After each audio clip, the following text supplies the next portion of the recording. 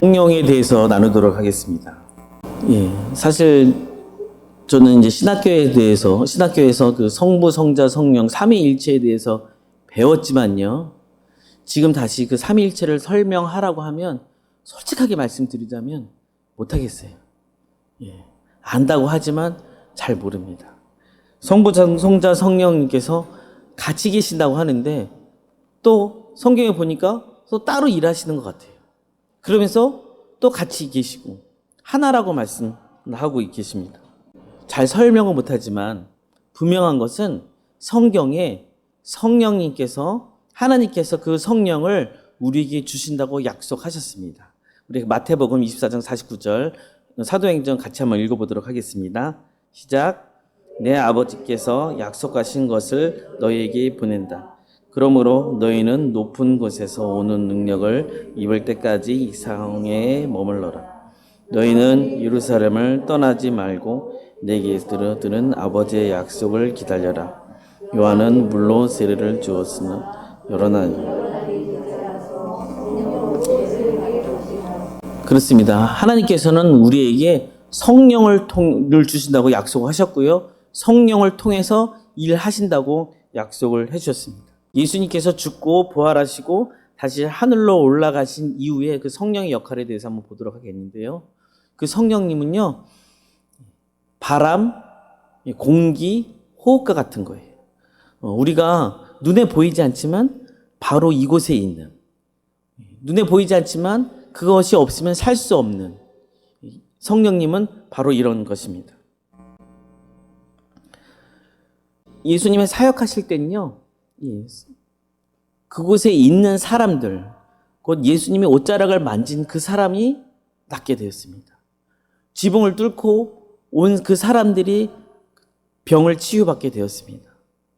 거기 있는 모든 사람들이 다 병을 치유받거나 동일한 은혜를 받은 것은 아니었습니다.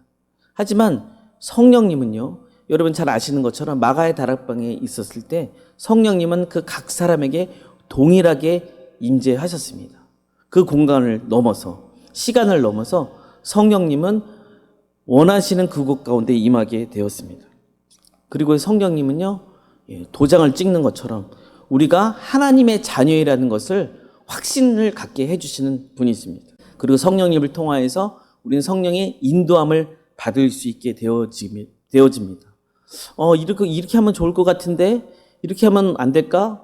라고 하지만 때로는 말씀을 통하여서 성령님께서 우리에게 그래, 너희 생각은 이렇지만 이게 하나님이 원하시는 거야 라는 하나님의 인도함을 받게 됩니다. 그리고 여러분들 너무 잘 아시는 말씀이죠. 오직 성령이 너에게 임하시면 너희가 권능을 받고 예루살렘과 온 유대와 사마리아 땅끝까지 이르러 내 증인이 되리라.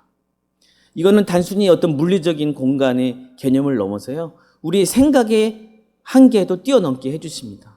그때 당시에 갈 수 없었던 그 공간, 가기 힘들었고 우리가 할 수 없어라는 그런 생각들을 넘어서 성령님은요, 그 성령의 인도함 받게 되면 우리가 갈 수 없는 곳, 우리가 할 수 없는 그 것들, 우리가 상상하지도 못했던 그 일들을 성령님은 우리를 통해서 행하게 하신다는 것입니다.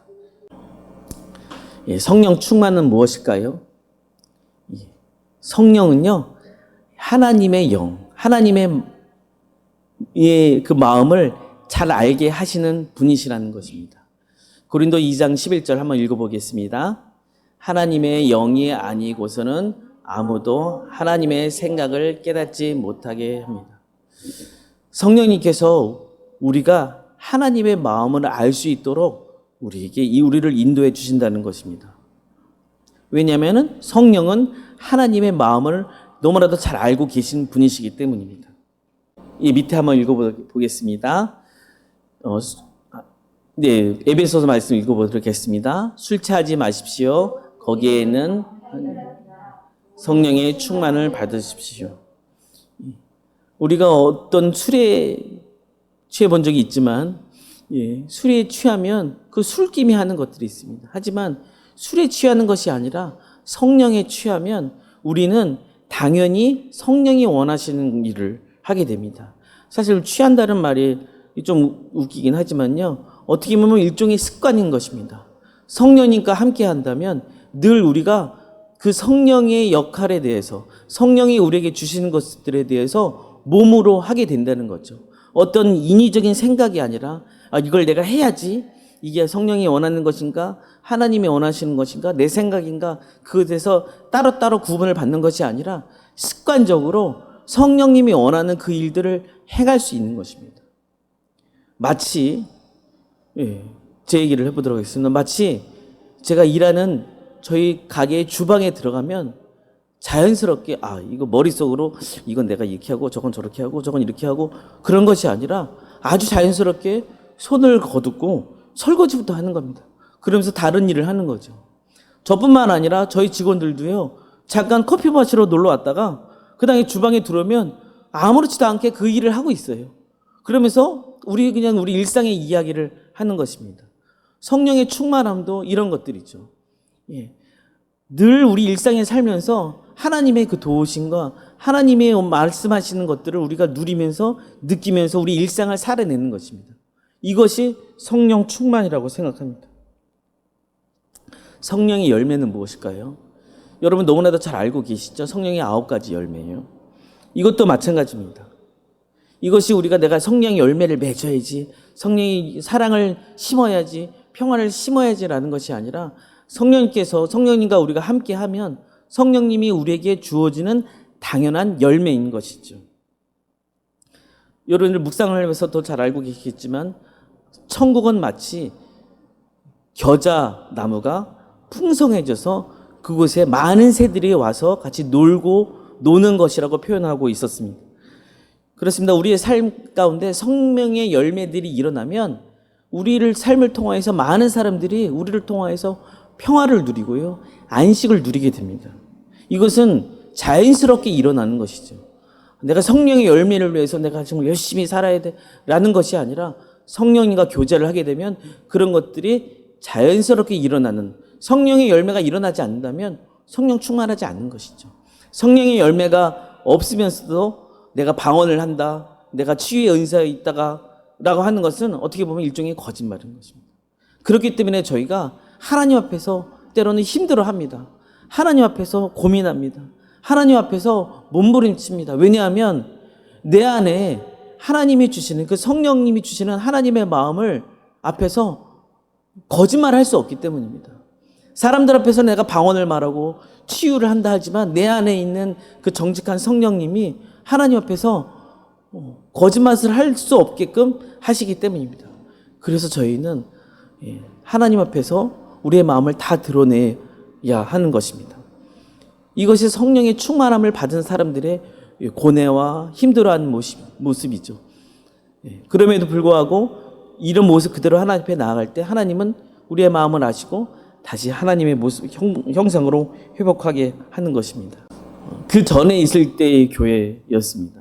매주 금요일마다 여러분 너무 잘 아시지만 금요 성령 집회라는 거 하는 거 아시죠? 저는 그것을 그전에는 그냥 당연하게 받아들였습니다. 금요 성령 집회. 금요일마다 되면 성령님께서 오시는구나. 어떻게 보면 좀 미신적인 요소인 것 같아요. 우리가 막 성령님을 주시옵소서 오시옵소서 소리 지르고 막 울고 불고 하면 성령님이 굿하는 것처럼 오시는 걸까요? 오실 수도 있죠. 거기에 대해서는 제가 잘 모릅니다. 하지만 우리가 늘 만났던 하나님, 늘 성령의 인도함을 받은 저희가 월요일부터 평일에 늘 성령의 인도함을 받아서 그날에는 우리가 예수님이 나의 주와 그리스도시요 하나님이시라고 고백하는 사람들이 모여서 더 특별하게 성령님 우리 안에 있는 힘듦과 어려움들을 제가 토합니다. 도와주세요. 그것이 성령 집회라고 생각합니다.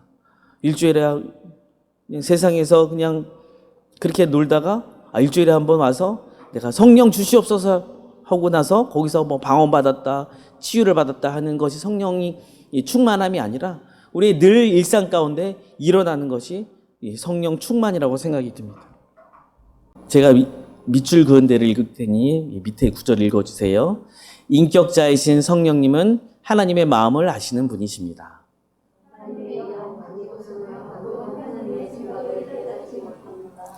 하나님의 자녀들은 성령 세례를 받은 사람들입니다.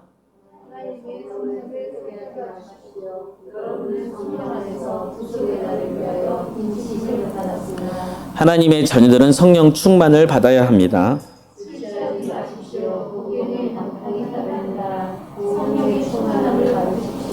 하나님의 자녀들에게 성령님은 은사를 주십니다.